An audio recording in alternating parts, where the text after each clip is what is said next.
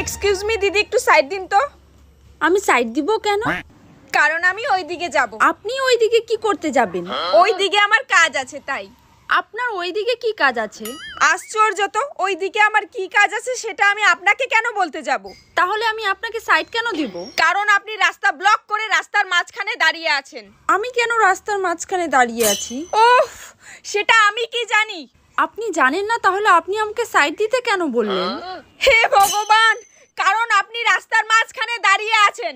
আপনি কি করে জানেন আমি রাস্তার মাঝখানে দাঁড়িয়ে আছি?